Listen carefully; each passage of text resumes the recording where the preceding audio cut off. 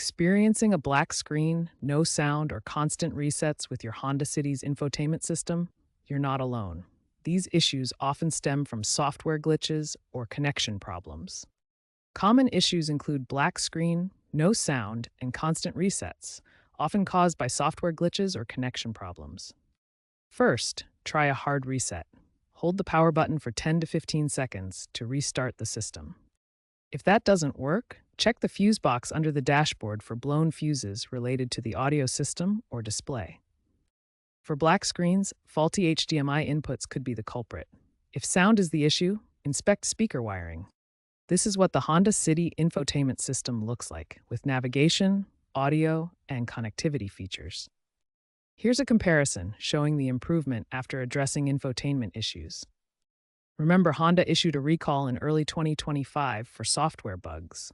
You may be entitled to a free repair if your model is from 2020 to 2024. Most users report stability after updates, but isolated cases persist. When basic troubleshooting fails, software updates become crucial for fixing Honda City infotainment issues.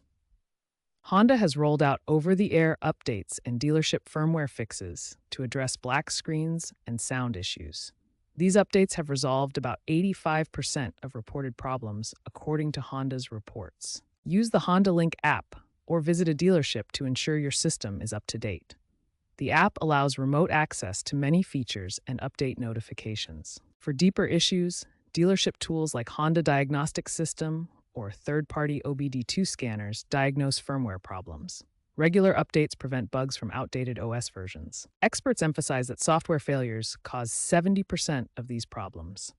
If updates don't work, consider hardware issues like faulty head units or amplifiers requiring professional replacement. Schedule annual diagnostics to prevent future issues. Staying updated and using proper diagnostics are key to maintaining your Honda City's infotainment system.